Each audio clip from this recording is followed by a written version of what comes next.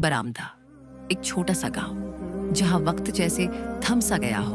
छप्पर के नीचे बैठे बुजुर्ग अपने बीते वक्त के दर्द गिनते हैं और गलियों में बहती हवा पुरानी यादों की खुशबू ले आती है।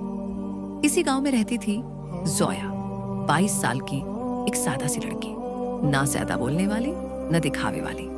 उसकी दुनिया थी उसकी माँ, एक पुरानी लाइब्रेरी और कुछ अधूरे सपने।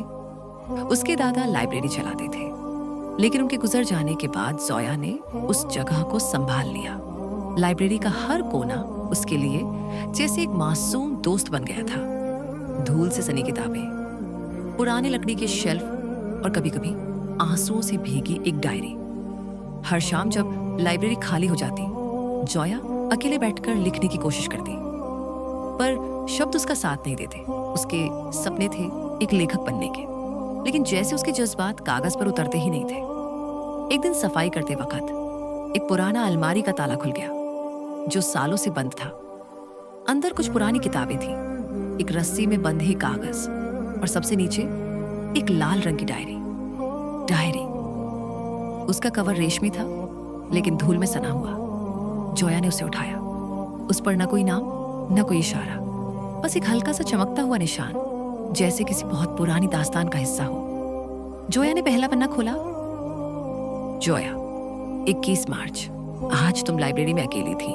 बाहर तेज हवा चल रही थी। तुमने एक पुरानी किताब छुपा दी जिसमें तुम्हारे दादा का नाम था। तुम सोच रही थी कि क्या तुम कभी उनके जैसी लिख पाओगी। जोया का दिल एक पल के लिए रुक गया। ये सब सच था, आज ही की बात थी।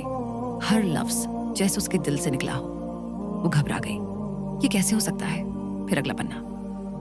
22 मार्च दोपहर 3:17 पर एक लड़का आएगा। उसका नाम रेहान है। तुम उसे पहचानोगी लेकिन याद नहीं कर पाओगी। जोया ने डायरी बंद कर दी। बकवास है, ये कैसे मुमकिन है। लेकिन दोपहर 3:15 पर दरवाजा खुला। जोया पहचाना। एक आवाज आई, रेहान, स्कूल का दोस्त। वही चेहरा, वही मुस्कुराहट, लेकिन आंखों में एक अजीब सी उदासी। तू यहाँ? जोया ने मुस्कुराने की कोशिश की। बस गुजर रहा था, सोचा देख लूं लाइब्रेरी। तेरे दादा की याद आ गई।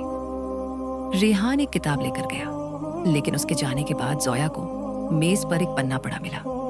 तुम लिखना चाहती हो, लेकिन अगर सच लिखोगी तो दुनिया बदल जाएगी। अब जोया डरने लगी थी।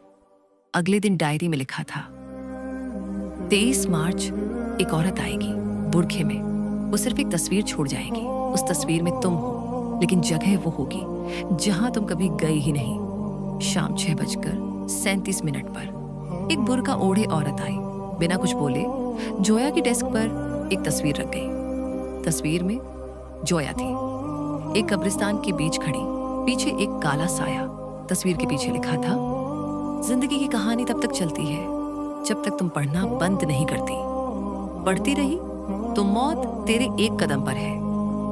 जोया ने डायरी जलाने की कोशिश की, लेकिन जैसे ही माचिस जलाई, डायरी में खुद ब खुद एक नई लाइन लिखी गई, सच से भागना छोटी मौत है, सच का सामना करना जीत है। जोया ने तय किया, उसे सच चाहिए। वो पहुंची दरगाह, जहां दादा उसे बचपन में ले जाया करते थे। वहां रहते थे पीर अब्दुल गफूर, एक रोशन चेहरा, सफेद दाढ़ी और आंखों में गहराई। पीर साहब ने जोया को देखकर मुस्कुरा दिया। मैं जानता हूं तुम कौन हो बेटी। आप मुझे जानते हैं। तुम्हारे दादा तुम्हें लेकर आए थे जब तुम पैदा हुई थी। रोशनी, कलम और एक रास्ता, तुम उनमें से हो।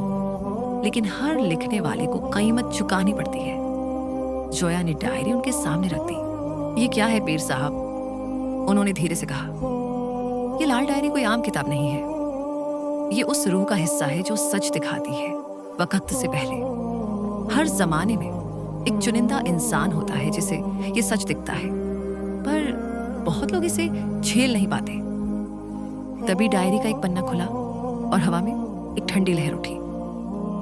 फिर एक आवाज आई, मैं वो हूं जिसका नाम लेना मना है। मैं वो रूह हूं जो इंसानों की लिखी जिंदगियां खरीदता हूं कीमत पर। डायरी की लिखाई बदल गई थी, आग से लिखे शब्द जलते हुए। जोया, अब तुझे चुन लिया गया है। तुझे लिखने का हक मिला है, लेकिन हर लिखा सच बन जाएगा। सोच ले, किसकी मौत लिखेगी, किसकी जिंदगी बदलेगी। जोया डर गई। रेहान वापस आया। उसने बताया उसकी बहन ने भी एक डायरी छुई थी। 3 दिन तक बस लिखती रही, फिर सीने में जलन हुई और मौत। पर तुम अलग हो, रेहान ने कहा। तुम डर से नहीं, सच से लिखती हो।